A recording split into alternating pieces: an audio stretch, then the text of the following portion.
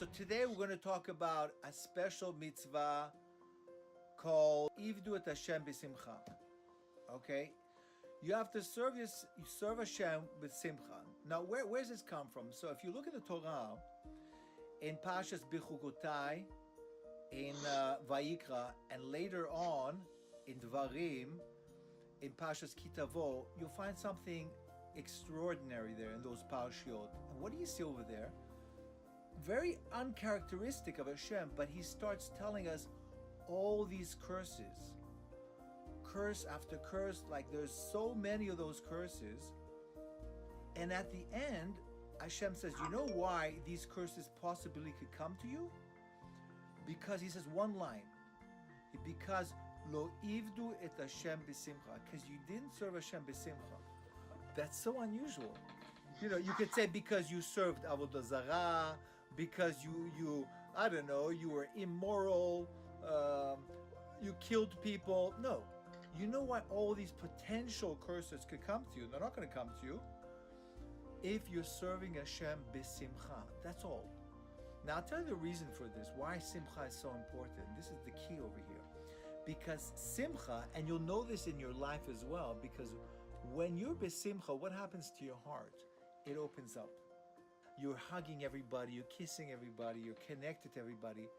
That's what Hashem wants in our service to Hashem, to be happy and therefore fully and totally connected to Hashem. And if you're not, Hashem gets very angry because he doesn't want you to go praying mincha or doing a mitzvah and your mind is someplace else. That's not a service. Hashem wants you to pray to him, be connected to him, love Hashem, but not when you have your mind someplace else. Imagine you're married to a girl or going out with a girl and you're looking at other girls.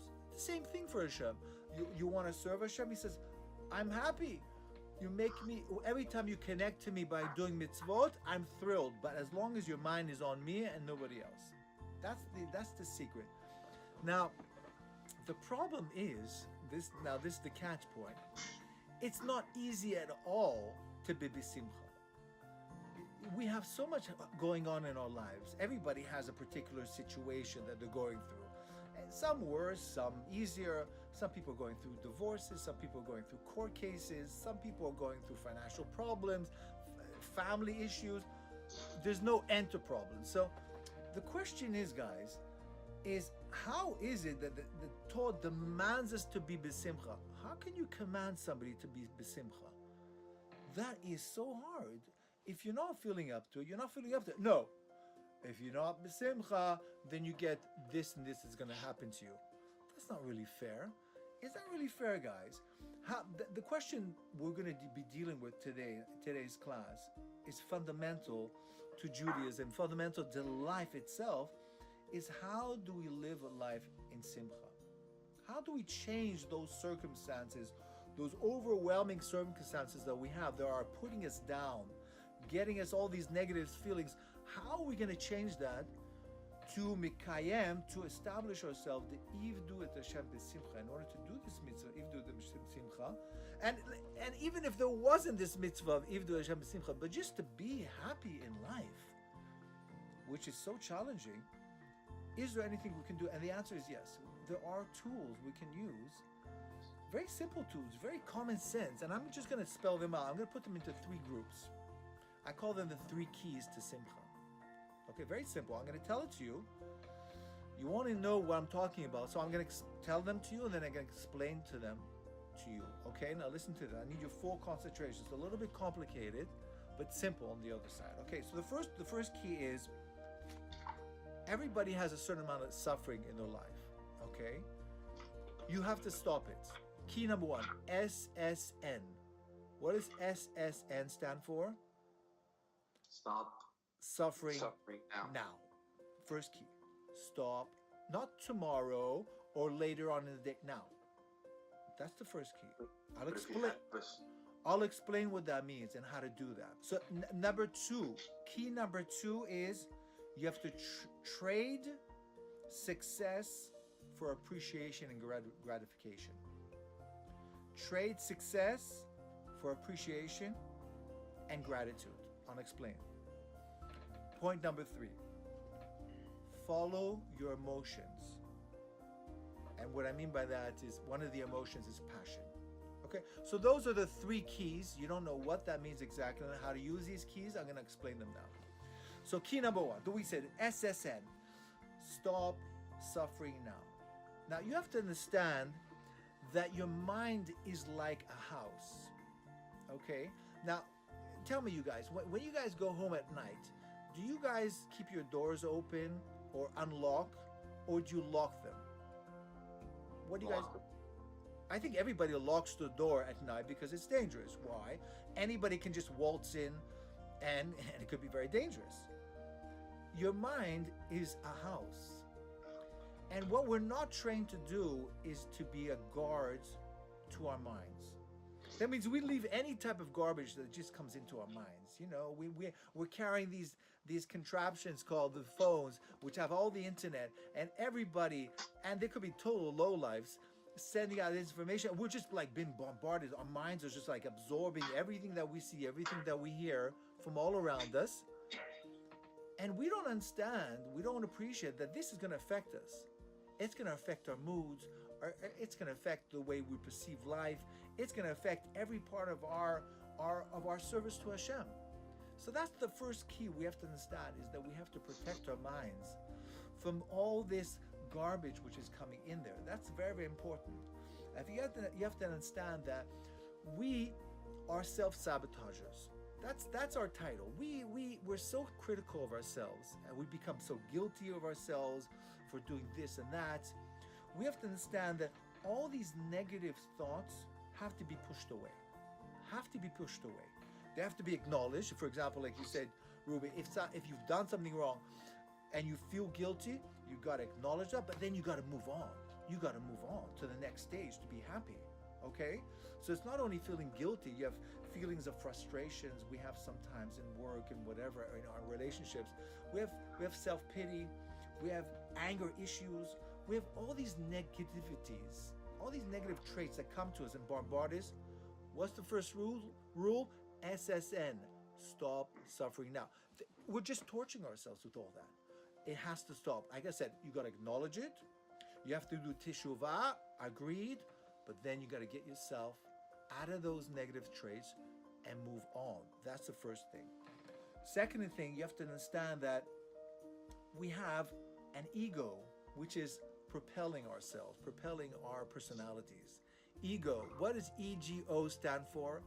Edging out God. Edging out God. That means that ego is there for himself, right? And that's what we're self-indulging beings. We only want what's good for ourselves, and even everything that people that we talk to, we talk to ourselves. The ego talks to us, what can I get out of that person? And we look at things around the world is always for I want, I am. And so that ego is always trying to look for himself instead of for the benefit of other people and the benefit of, obviously, of HaShem. That's not his job. His job is to nurture you, nurture him. That ego, you got to be aware of that. That not always, this is the other point, not always to be concerned about yourself. Take out the focus from yourself always, like to be self-critical and always be guilty and not feeling that you're fulfilling your potential and so on and so forth. All those negativities, use that power of focus to be focusing outwards, okay? That limits that ability of that guilt and all of those negativities to happen in self when you're focusing on your friends. What can I do for your friend? What can I do for my wife, my husband, my girlfriend, my boyfriend? What can I do for my parents today? What can I do for the community at large? Is there anything? Think of friends that are in need, call them up. Hello, how you doing, Jack? Have you been seeing you? Have you been keeping? Just thought I'd say hello, bye. That keeps your focus from deteriorating yourself and destroying your own personality and allowing that simcha to come out from you, because when you take, you're happy because you got something. But when you give, you're 10 times more happy. And you know that, when you give, you feel like you're invested in that person, right? Is that true? Totally. Okay? So that's the first point we got to make. You got to stop being so critical of yourselves. You got to be watching your mind, what's coming in there. And you got to be sensitive to other people. And when you combine all those things and you realize that I'm not only living for myself, I'm there to take care of other people as well. And even if you don't want to, just entrain yourself of doing that, you start feeling good with yourself for some reason. You know, that's psychology. And then life moves on.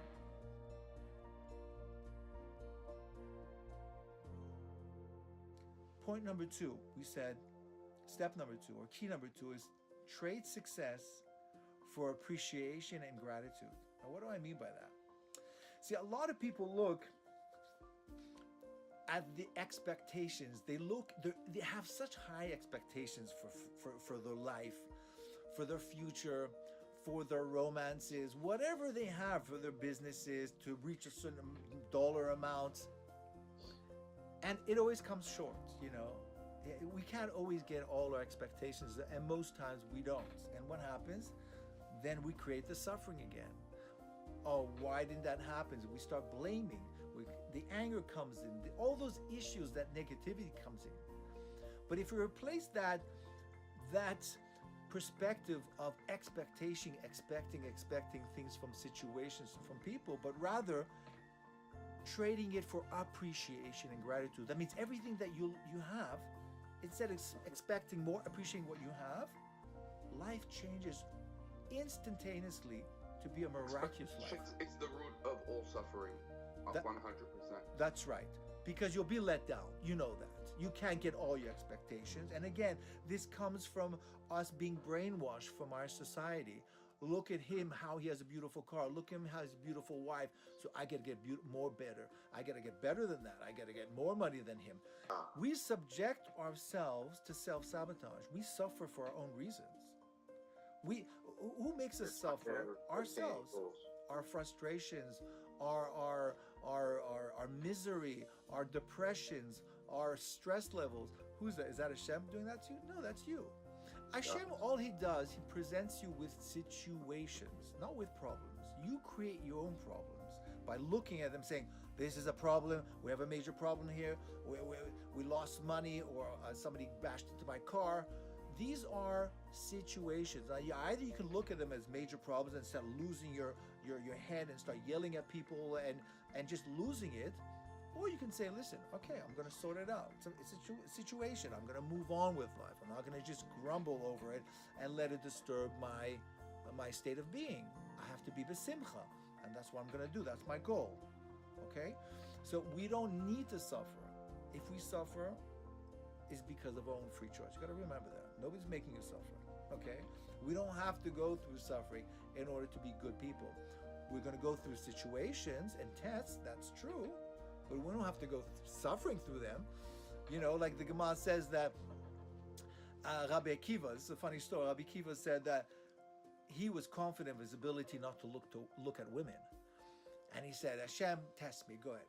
I can handle it. Bring me whoever you want, Bridget Bardot, anybody, and I'm good with it. I'm going to sort it out. And Hashem said, okay. He told the Satan, go impersonate the most beautiful woman in the world. And she went flaunting herself in front of Rabbi Akiva. Rabbi Akiva, you know, the Tana, Rabbi Akiva, he lost it. He started running after the girl. Till his students are going, what are you doing? What are you doing? He says, I just can't get over this. She ran up the tree. He started climbing up the tree. And all the students started praying. The Gemara says all the students started praying, and then she disappeared. And then he realized that, okay, I shouldn't do this. I shouldn't ever test HaShem. Okay, so he put himself in place of suffering because he's trying to challenge HaShem. But nobody says you have to suffer. Okay, but what we're saying over here, this particular point, we got to lower these expectations, not lower your goals and your future and where you want to get to in life. That's fine. But don't make that a priority in life, that if you don't reach it, you're going to crumble and die. But rather, look at every day for itself and have gratitude and appreciation for what you have. Simcha, and also samer bechalko, meaning you should be happy with what you have. That, remember, those are personal keys. We have to understand there's a very, very powerful, and we're up to point number 3 already, very powerful innate force that we have inside of us. And the problem is we don't use it. We don't use it. Now, this is called our emotions. if we leverage our emotions properly, we become supernatural. Because you know a lot of people, everybody know these type of people that they achieve supernatural achievements. You know how they do this and they do that, and they're successful in all different areas of their life, and they're just getting better and better at it. These overachievers, as we call it. How do they do it? How do they do it? What is their motivation that gets them up so early at night, so late at night, and they're doing so many things that they seem to be unstoppable? How does that? Because I'll tell you what the secret is. Because there's two types of motivations in life. One motivation is called the push, and one's called the pull. You ever hear this before? It's famous. People talk about this. The push and pull. What does that mean? The push motivation means, for example, you want to stop smoking. So you say to yourself, I'm going to stop smoking. I'm definitely going to stop smoking. I'm going to do it. So how do you do it? You got to use willpower, because without willpower, it's not going to work. Zippo. Because it's not going to last in the long run. Willpower can't continue forever. Willpower has its limits after a while. And after you just lose the will to power it, and then you start smoking. So it's weight loss and whatever. But there's a more efficient way of getting what you want. This motivation is called a pull. Meaning what? Is that when you have a pull for something, a desire, like a lust, but not in a bad way, a lust for good things, to do a mitzvah, to run after giving tzedakah or whatever, you have that pull to run a good business in order to do mitzvot with it or whatever, with the right intentions, you no longer need willpower. You self-powered yourself. You understand what I mean? You ever feel that? When you're just so motivated that you don't need any more willpower, that's how these people do it. You get supernatural strength by doing it. When you're doing it for a reason. For the right reasons, but you get the desire and the power to do it. You understand? It has to be desirable in your eyes. And I'll give you a few examples how that works. There are three categories that you could put all your wants in. Okay, your bucket list of all those things that you want to do, you got to do. I should be doing this. I should be losing weight. I should be more in shape. I should be answering my emails quicker. I should be getting on at work on time. I should be waking up earlier. All the things that you should be doing. There are three categories of this, right? There's the needs category, the should category, and the want category. Those three categories are very important to understand. Give me some examples of needs. What do people need in their life that they can't live without it? Oxygen. Breathing. Exactly. They got to breathe. They got to eat. People got to sleep. Those are needs. Those are essentials that you can't do without. That's one category. There's another category called the shoulds. The should category. What is that? Like I said, you should be losing more weight. You should be more healthier. You should be going to brushing your teeth 3 times a day. Whatever. You should be losing weight. You should stop smoking, stop drugs, stop looking at girls. Whatever those shoulds are on your category. But there's another category called the wants. Now the wants, or the must, I should say the must category. Now the should category don't usually last, because the shoulds, I should be doing it, but you don't really lose that weight. You don't really stop smoking. You don't really stop looking at girls, and so on and so forth. It's only a should. But if you move the should items into your must category, that's when you start achieving and becoming an overachiever. Because when it becomes a must, you got no choice. You got to do it. I'll give you an example. Let's say some guy wants to lose weight, right? He says, my plan this month is to lose 10 pounds. That's a lot, losing 10 pounds. I got to do it, because I want to do it, right? He feels it should be done. His chances of losing that 10 pounds are very, very minimal. He's going to start, and he's going to be at parties with people, and everybody's going to eat all these nice foods. What is he going to eat? Some salads and some peanuts. It's not going to happen. He's going to lose it after a while. But what happens if this guy goes to the doctor, and the doctor says to him, you know what? I just looked at your x-rays. You are looking bad. You are looking really bad. If you don't lose 10 pounds this month, you're going to have a heart attack. What's going to happen to this guy? Is he going to lose that 10 pounds? Of course he is. He's not stupid. He doesn't want to die. So what happened there? Why do you got these two guys? One is not managing to lose the 10 pounds, and this guy's managing. Because this guy has it in his should category, and this guy has it in his must category. This guy doesn't have the motivation, the real motivation, because it's only I should be doing it, should be doing it. This guy has total motivation. It's not willpower anymore. It's a must. You need a reason to put it in the must. That's right. That's right. It has to be compelling. It has to be compelling. Now I'll tell you another trick to build on this. Once you have these compelling reasons combined in your personality, there's no stopping you. You become an unstoppable force. Unstoppable force, because it becomes who you are. It's your personality. And I'll give you another interesting story. I was talking to my lawyer. We have a good relationship. We're talking to him, and I said to him, man, you look so good. Guy's 75 years old. He looks better than, he's in better shape than I am. No way, He's telling me that he was once in a store, and he's a Jew, and this non-Jew came up to him, anti-Semitic guy, and he says, "Oh, you're a Jew, Jew." This guy's 70 years old, turned around and just punched. He told me he punched this guy. This guy's like 30 years old, big tough guy, and just flattened him in one punch. One punch. I said, "What, you?" He's a small guy, but he's in great shape. And I said, "What's your secret?" He says, "You know what I do? I'm up at 6 o'clock in the morning jogging every single day of the year."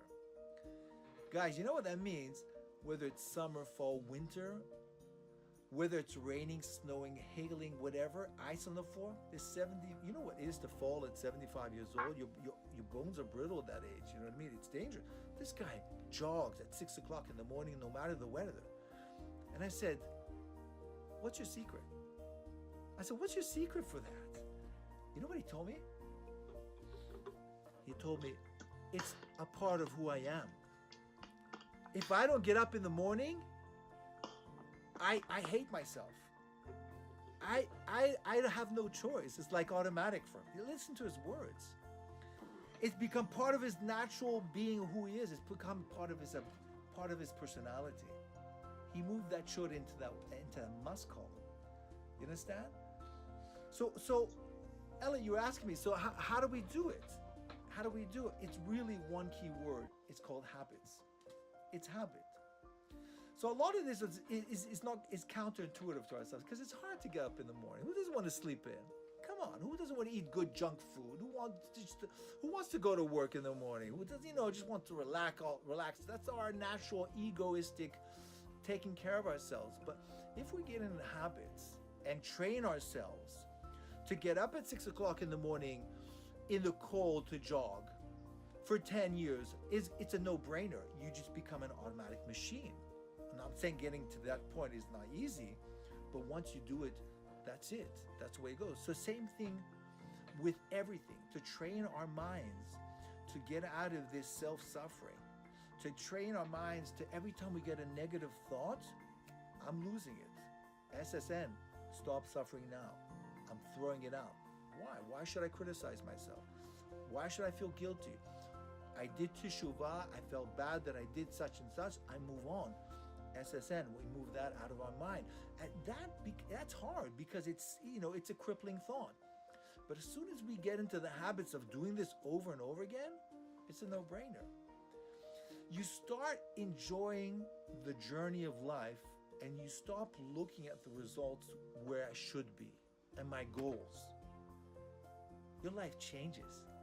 Your life becomes every day full of simcha, of enjoyment of life. You no longer have to grind your way to success, because every day is success for you. I'll tell you something that happened to me this morning. It's gonna blow you away. I was coming back from shul this morning after praying shachit, and who do I see? These guys are coming down, these garbage men.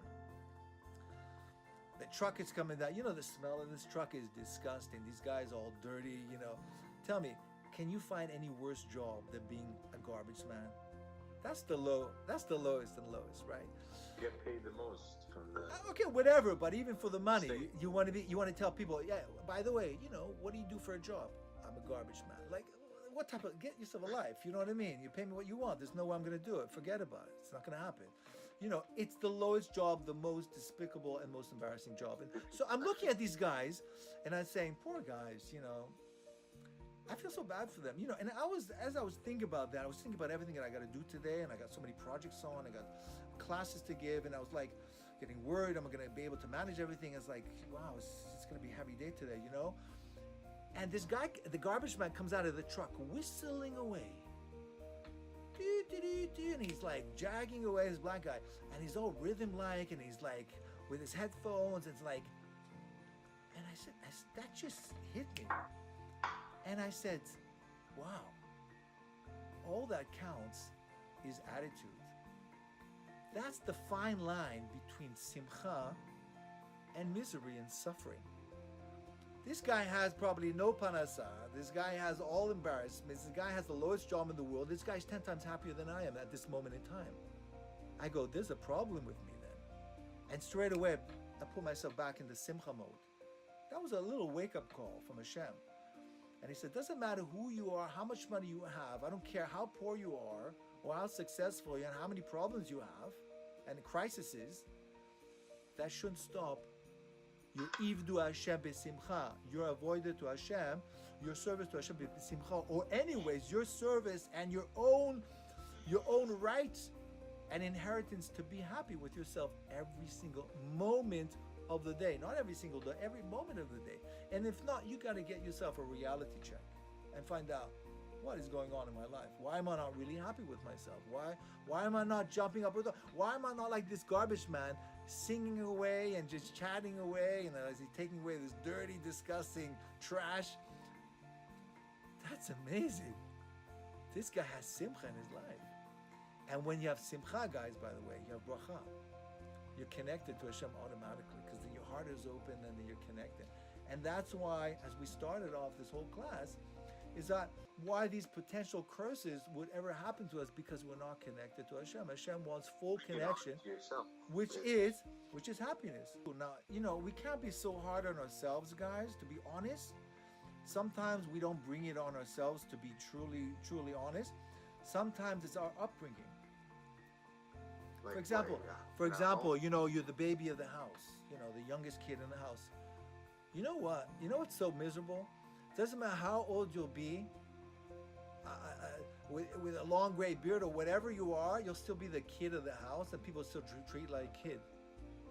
And you know what? You'll feel like the kid, and you'll respond like the kid. So what's happening? What's really happening is that you have these limiting thoughts in your mind that you are a kid, because you're ingrained with that since your parents, your siblings, everybody around you. You're the kid. I know some guys are 20, 30 years old, and they act like kids because they say, I'm the kid, and the father treats them like 2-year-olds.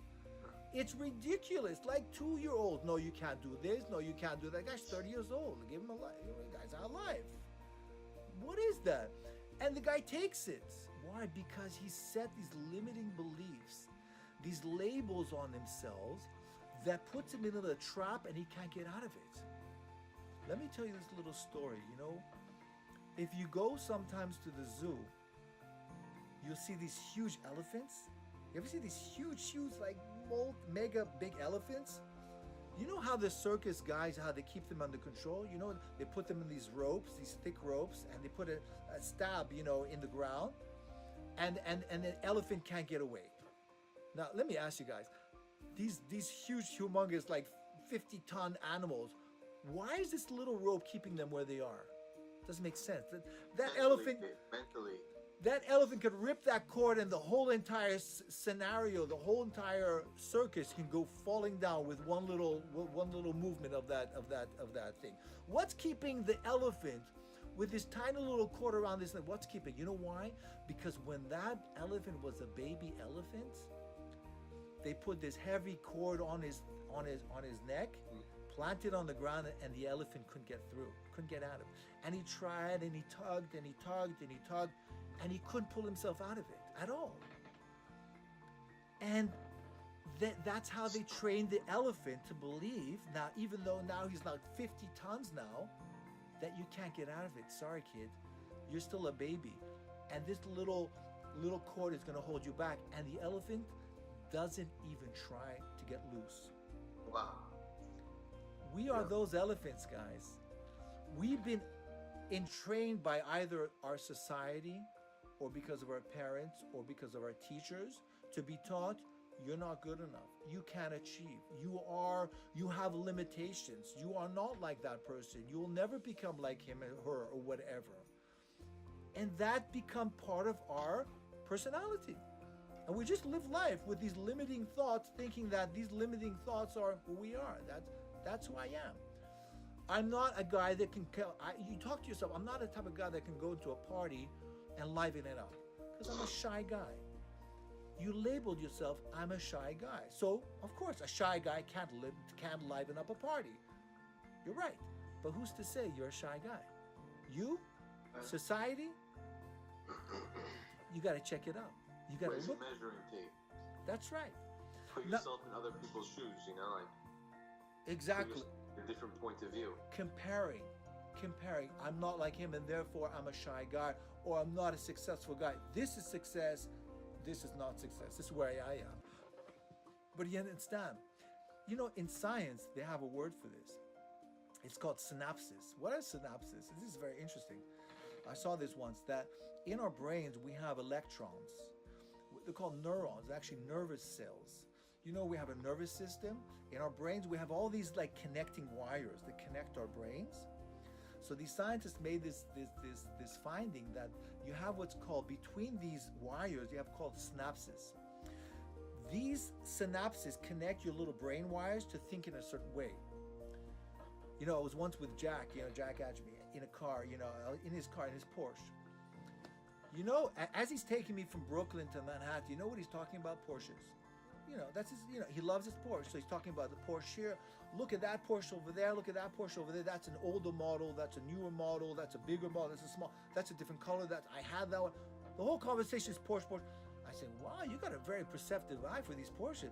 You see that car 5 cars down? I had that car 3 years ago. What? How do you see that? His whole head is hardwired to see Porsches. He picks it up. Boom, boom, boom, boom. You know what now? He sold it. 6 cents. He sold it now. He got a Tesla now. The conversations in the car now? Tesla. What happened to the Porsche? It's gone.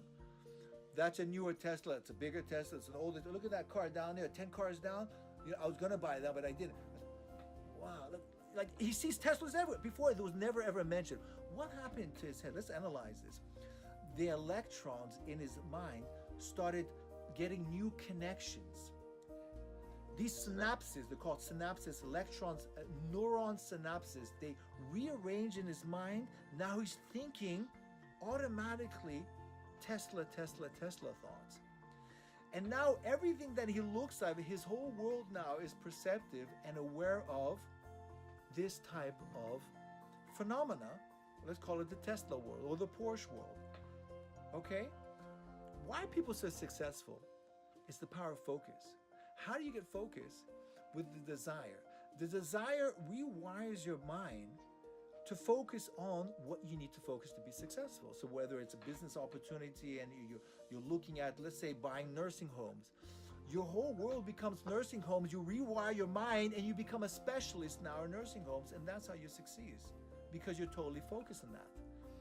You understand? These are just tools, I'm telling you, how to get into the simcha mode, because as you change and as how you release these limited thoughts, automatically you become a new person. You become a new person because through growth, when you break those chains, those ropes around us, you break that, you become progressive, you grow, and when you grow, you're happy, and when you're happy, then you're serving HaShem. And that's when the blessing comes. Okay? So I'm not going to go on and on about this, but those are the steps to true simcha. Those are a few tips and tools that we can use in order to help us. Okay, so just to summarize, we have those 3 steps that we spoke about at the beginning. One is SSN, stop suffering now. Anytime you're the watcher of your mind, you're the watcher of your thoughts, as soon as something negative comes in, push it out. Replace it with a positive thought. Number 2, trade success for appreciation and gratitude. Be grateful for everything that you have. Stop these over expectations, not your goals. Have your goals. Have your goals and be happy that you want to progress. That's fine. But don't have these limiting thoughts that crush you. Trade success. Your notion for success. Don't have all your thoughts on just being successful on the long term, but have short-term successes. Expectations should be your appreciation and your gratitude for what you have. I succeeded today. I have food on my table. I have a good relationship. Think of all the things that are going right in your life and not all the things which are not going right in your life. And the last point was, follow your emotions, your passions, your desires. When you follow that, you become a motivated person, not with willpower, which is not going to last, but with automatic power, that psychological force of leveraging your psychological forces in order to power you to retrain your mind. And once you're retrained, you refocus. When you're refocused, you start progressing. When you're progressing, then you're happy.